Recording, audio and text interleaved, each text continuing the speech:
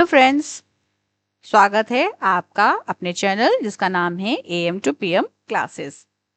हम लोगों ने एक नई सीरीज शुरू की है जो कि है क्लास 6 की दीपिकम संस्कृत की बुक को पढ़ने का। ठीक है ना, ताकि हम लोग दीपिकम को अच्छे से पढ़ सकें। उसी के क्रम में ये पहला चैप्टर है जिसका नाम है वयम वर्णमालाम पठामः। कल इसको पढ़ते हुए हम लोगों ने यहाँ पर इसका जो पहला भाग था जिसका नाम था स्वरः, उसके बारे में पढ़ लिया था। अब आज हमें पढ़ना है व्यंजनों के बारे में। ठीक है ना, आपको पता ही होगा कि जो हमारे वर्ण होते हैं वो दो प्रकार के होते हैं, एक होते हैं स्वर और दूसरे होते हैं व्यंजन। तो उसी में आज हम लोग पढ़ने क्या वाले हैं बच्चों, व्यंजन। ये बहुत ही छोटा सा टॉपिक है, इसमें कुछ ज्यादा आपको पढ़ने की जरूरत नहीं पड़ेगी क्योंकि बहुत कुछ तो आपने पहले से ही जानते होंगे और पहले से ही पढ़ भी रखा होगा। हो सकता है संस्कृत में ना सही लेकिन हिंदी में तो जरूर पढ़ा होगा, है ना। देखिए बच्चों, लेकिन उससे पहले हम लोग एक गेम खेलेंगे आज। उस गेम का नाम होगा मुंह बंद करो गेम। ठीक है ना, यानी कि सबसे पहले आप सभी लोग अपना मुंह बंद कर लीजिए। ठीक है, कोई अपने मुंह से कुछ आवाज नहीं निकालेगा। सिर्फ मैंने जो आपको दो वर्ण बताने जा रही हूँ ना, सिर्फ उनको निकालिए और देखिए कि क्या वो वर्ण आपके मुंह से निकलते हैं। पहला वर्ण है का और दूसरा वर्ग है पा। तो बोलिए बच्चों, क्या आप मुंह बंद करके का और पा बोल पा रहे हैं? बताइए, बोल पा रहे हैं? नहीं बोल पा रहे हैं ना। तो इसका मतलब है कि जब हम व्यंजन को बोलना होता है तो हमें व्यंजनों को बोलने के लिए स्वरों की सहायता पड़ती है, क्योंकि जब तक उसमें आ स्वर न लगा हो या कोई और स्वर न लगा हो तब तक हमारा मुंह ही नहीं खुलेगा। तो इसीलिए यहाँ पे लिखा हुआ है व्यंजनानाम उच्चारणे कस्यचित् स्वर सहायतया अपेक्षा अवश्यम भवति, यानी व्यंजनों के उच्चारण करने के लिए स्वरों की सहायता जरूर पड़ती है।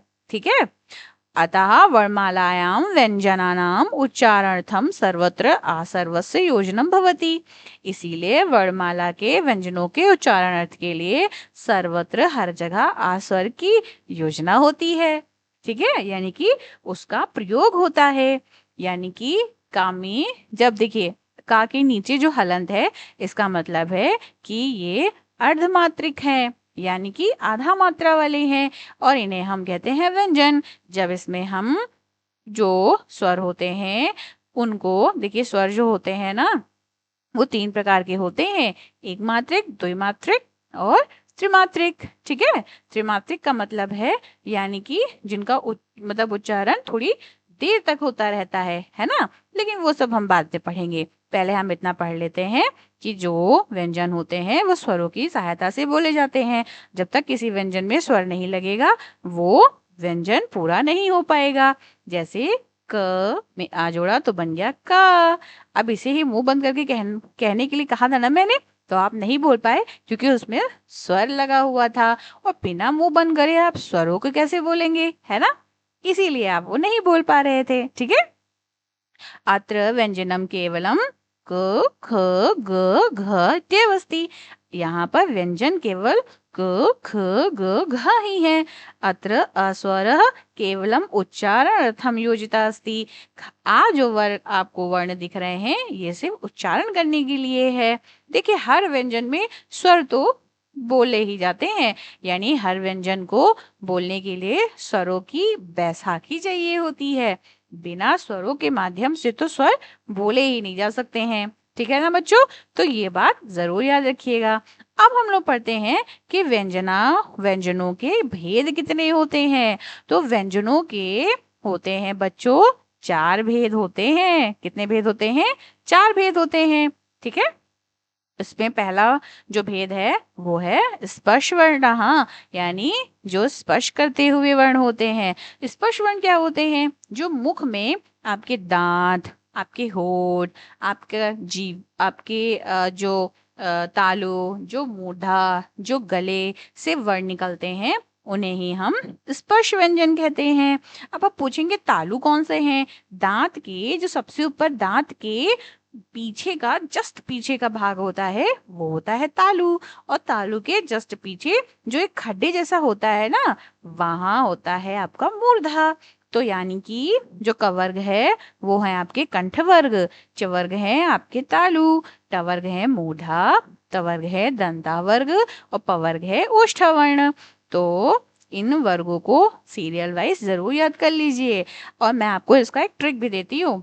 इनको आप याद करने के लिए वर्गो हटा दीजिए और सिर्फ याद रख लीजिए कूचू टूतू पू। एक आपने सुना होगा ना कुचू पुचू, तो कुचू पुचू की जगह पे आप याद कर लीजिए कूचू टूतू पू। तो आपको ये वर्ग याद हो जाएंगे। अब इन वर्गों के अंदर पांच पांच वर्ण आपको दिख रहे होंगे, है ना बच्चों, दिख रहे हैं ना? ठीक है, कमेंट करके बताइएगा आपने देखे कि नहीं देखे। बिल्कुल देखे ही होंगे। ये देखिए, क वर्ग में पांच वर्ण है, कौन कौन से? क ख ग घ अंग। च वर्ग में है चा छ जा झा इया। ट वर्ग में है ट ठ ड ढ अण। त वर्ग में है त थ द ध न। और प वर्ग में है प फ ब भ म। यानी कि ये 25 वर्ण आते हैं। तो इनको आप सीरियल वाइज जरूर याद कर लीजिए। ठीक है बच्चों, चलिए अब हम दूसरा भेद पढ़ते हैं। दूसरा भेद है अंतस्था वर्ण। हाँ, कौन सा वर्ण? अंतस्थ वर्ण। अंतस्थ वर्ण होते हैं जिनको हम कहते हैं यारा लावा। यारा लावा, ठीक है, हम क्या बोलेंगे? यारा लावा। अंतस्थ वर्ण जो होते हैं वो बहुत्र सर्वत्र वर्णानाम स्थाने जायन्ते। बहुत जगह पर स्वर वर्णों की जगह पर भी इस्तेमाल किए जाते हैं। क्योंकि क्यों करते रहते हैं वो हम आगे बताएंगे। इसीलिए इन्हें क्या कहते हैं? अर्धस्वराह भी कहते हैं। क्या कहते हैं बच्चों? इन्हें हम अर्धस्वर भी कहते हैं। ठीक है, चलिए अब हम जानते हैं अर्धस्वर क्यों कहते हैं। जब कुछ कहते हैं ना कि इनको ये कहा जाता है, तो बहुत जोर से जिज्ञासा होती है कि ऐसा कहा क्यों जाता है।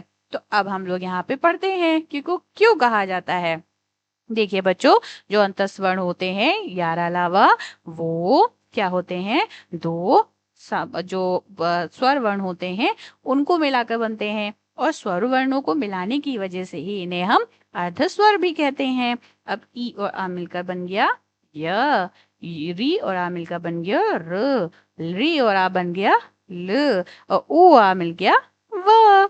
जब इनमें हम य और अलावा में छोटा आ मिला देंगे, यानी कि आ स्वर मिला देंगे, तब ये पूर्ण रूप ले लेंगे अपना। तब हम जब इन्हें बोलेंगे तो उसमें आ की साउंड भी आएगी। बोल के देखिए एक बार, या, र, ल, व। है ना बच्चों, आई ना आ की साउंड? हाँ, तो इसका मतलब है कि जो हमने ऊपर पढ़ा कि व्यंजनों को स्वरों की सहायता से बोला जाता है, ये बात तो एकदम कंफर्म हो गई। क्यों बच्चों, है ना? चलिए अब हम लोग इसी में तीसरा भेद भी पढ़ लेते हैं। तीसरा भेद है ऊष्म वर्णः। कौन सा वर्ण बच्चों? ऊष्म वर्णः। अब इन्हें ऊष्म, बच्चों कोई मुझे बताएगा कमेंट करके कि ऊष्म को क्या कहते हैं? ठीक है, आपको कमेंट करके बताना है कि ऊष्म को क्या कहते हैं इंग्लिश में।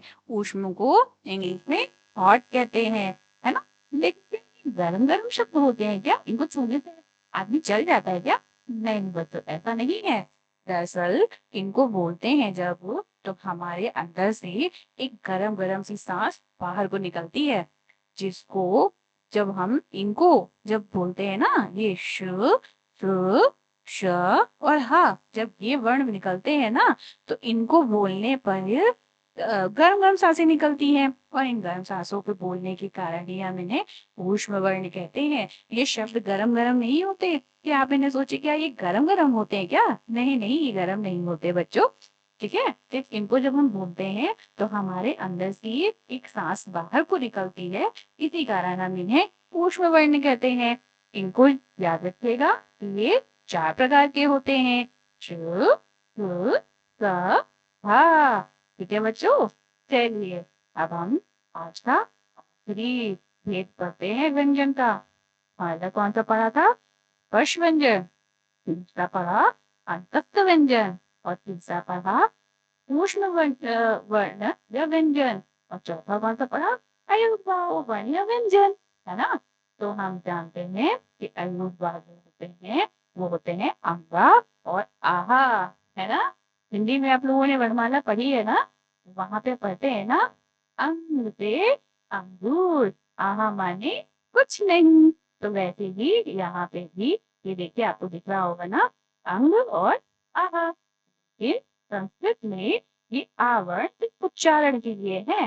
असली में तो अयुवा जो इस आ के ऊपर बिंदी लगी है वो, और जो इस आ के पीछे दो बिंदियां लगी हैं वो, वही अयोगवा है ना बच्चों। क्यों, संस्कृत अच्छी है ना, हिंदी से भी सिंपल है ना।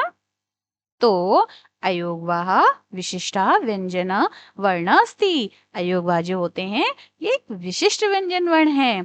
अत्रोच्चारणार्थम आस्वरस्य संयोजनम पूर्वम भवति ना तो पश्चात। यहाँ उच्चारणार्थ जो आस्वर का संयोजन है ना, वो पहले होता है, ना तो पश्चात, बाद में नहीं। अत्र दो अयोगवाहो स्तः। यहाँ दो अयोगवा हैं, कौन से, एक जो ऊपर बिंदी लगी है और दूसरी जो सामने से दो बिंदी लगी है। तो जो ऊपर लगी है उसे हम कहते हैं अनुस्वार, और जो पीछे की तरफ लगी है उसे हम कहते हैं विसर्ग। क्या कहते हैं, विसर्ग। विसर्ग जो होते हैं यानी जो दो बिंदियां होती हैं, ये हमेशा स्वरों के आगे ही लगाई जाती है। आपको पता है ना कौन कौन से स्वर होते हैं। वेरी गुड, मुझे पता है आप लोगों को स्वर पता है। तो विसर्ग हमेशा स्वरों के पीछे ही लगाए जाते हैं। अत्रापि अनुस्वारा केवलम डॉट तथा विसर्गा केवलम विसर्गा दो बिंदी इत्येवस्ति, यही है। एवमेवत्रापि पूर्वम योजिता आस्वरा केवलम उच्चारणम अर्थमस्ति। यहाँ पर जो पहले से आस्वर है दिख रहा है ना, सिर्फ बोलने के लिए है। चिन्ह हमेशा आपको ये वाले याद रखने हैं, ये वाला, ठीक है ना, याद रहेगा ना आपको। ठीक है, ये देखिए, ये याद रखिएगा, ठीक है बच्चों। चलिए, तो आज हम लोगों ने यहाँ पर व्यंजन के बारे में पढ़ लिया। कल हम लोगों ने स्वर पढ़ा था, आज हमने व्यंजन पढ़ लिया। अब नेक्स्ट क्लास में हम इसके प्रश्नोत्तर करेंगे, क्योंकि इसके बाद कोई ऐसा चीज नहीं है जो आपको ऐसी बताई जाए। ये सिर्फ 12 कड़ियां हैं, इसमें और कुछ नहीं है। मैं आपको सिर्फ ऐसे ही बता देती हूँ। एक बार आप देख लीजिए कि ये स्वरा है। इसमें स्वर आपको पता ही है कि ये आ ई ऊ होते हैं। इनकी मात्रा देखिए, आ का क्या मात्रा होती है, आ का बस एक डंडा होता है ना। लेकिन इसकी मात्रा दिखती तो है नहीं। जब हम क बोलते हैं तो क्या का में आपको कोई मात्रा दिखती है, नहीं ना, इसीलिए इसका डिब्बा खाली है। का यानी आ का अपना कोई मात्रा नहीं होती है।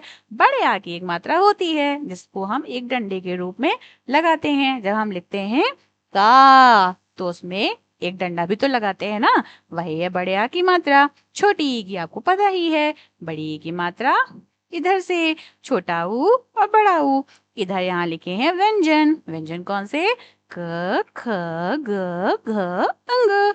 जब इनमें स्वर नहीं लगे होते हैं तब हम आ का साउंड नहीं निकालते हैं, लेकिन जब हम इनमें स्वर लगा देते हैं और जो स्वर लगा होता है उसी स्वर की मात्रा लगा के उसी को प्रोनाउंस करते हैं। जैसे का में आ, छोटे आ की मात्रा तो हो गया का में बड़े आ की मात्रा तो हो गया का में छोटी की मात्रा तो हो गई की, का में बड़ी की मात्रा तो हो गया की, का में छोटे की मात्रा तो कु, और का में बड़े की मात्रा तो हो गया कु। इसी प्रकार से आपको खा का करना है, गा का करना है, घा का करना है और अंगा का करना है। नीचे तक आपको सारे ऐसे ही चलने हैं। जैसे मैं आपको बताती हूँ एक छा का, ठीक है। इसमें हम लिखेंगे छ, क्या लिखेंगे, छ, ठीक है, ऐसे लिख देंगे छ, ठीक है।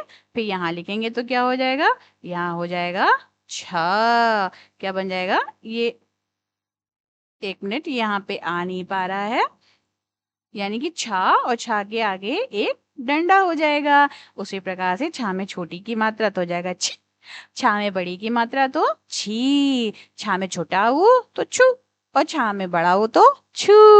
इसी प्रकार से आपको सारे बना लेने हैं, ठीक है ना, बन जाएगा ना बच्चों।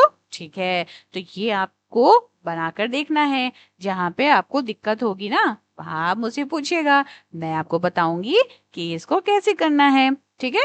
अब हम ये करने के बाद इसके प्रश्नोत्तर करेंगे। तो नेक्स्ट वीडियो में हम इनके प्रश्नोत्तरों के साथ में हाजिर होंगे। तब तक आप, अगर यहाँ तक आपने वीडियो देखा है तो प्लीज चैनल को सब्सक्राइब करिएगा। नेक्स्ट वीडियो भी तो देखना है ना, तो सब्सक्राइब करिएगा और इस वीडियो को लाइक करिएगा। हम नेक्स्ट वीडियो में फिर से मिलेंगे, है ना बच्चों। ठीक है, आज के लिए नमः संस्कृताय।